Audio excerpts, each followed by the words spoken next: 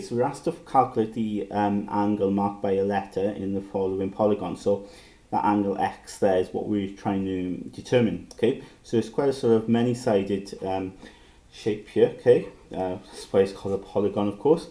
And to help us with this, right, what I thought I'd do is have a quick recap of how we sort of establish the rule behind finding an angle, okay, in any sided polygon. Now you'll notice here, okay, it's got 7 sides, yeah, so 1, 2, 3, 4, 5, 6, 7. So what I've done is I've drawn this on the computer here, so I've got a 7-sided polygon here, a heptagon of course, and I'm going to go through the principle that I went through in the last videos where I looked at dividing this up into triangles, okay? But when you divide it up into triangles, remember you have to go from one vertex, okay? It doesn't have to be that vertex, okay? I just chosen that one for simplicity, you know. You could choose that vertex there if you want to, as long as you form your triangles from one vertex. So in this case I'm going from here, and I'm going to join that up then to other vertices so that we create triangles, okay? As many triangles as we can there from this vertex, okay? And you can see there then, right, I've got 1, 2, 3, 4, 5 triangles, yeah, and we expected that, didn't we, when we looked at just sort of establishing the rule of the day. You know, we count how many sides it's got, so it's got 7 sides, and then it's always going to have then 2 less triangles, and it does, doesn't it? It has 5 triangles, okay? Now we know then in each triangle the angles add up to 180, don't they? Okay, so if I've got 5 triangles, I can work out what the sum of the interior angles are, yeah? I can add them up by appreciating each triangle is 180, so that will be 5 lots of 180, which will be 900 degrees.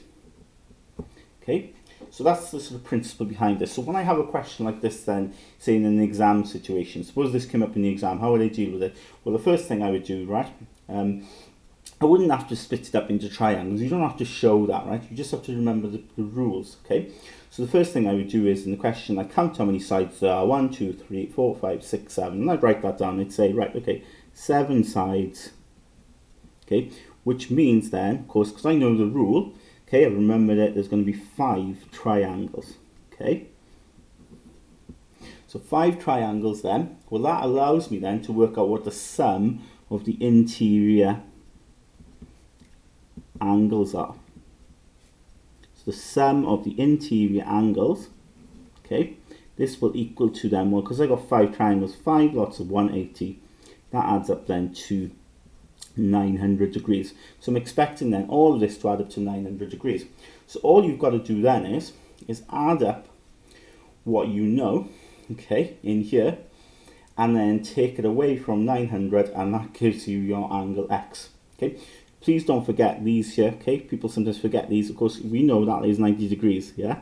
It's just written with a box there to show it's right angle, but you've got to include that, those 90 degree angles there. So what I do is to work out X, I simply say, well, it's what's left over from 900 degrees. So I do 900 degrees, take away all of this, okay? So you can put it in a bracket if you want. So you can do 136 plus 156, it doesn't matter the order you're adding them in, plus 121 plus 90 plus 148 plus 90, okay?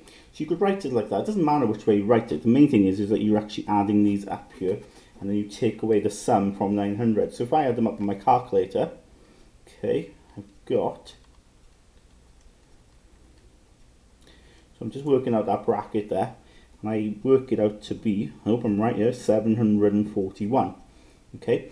And then, so because of those 6 angles there, all add up to 741, it's whatever's left, of course.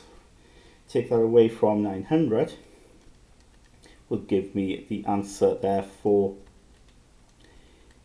X. So I get 159 degrees.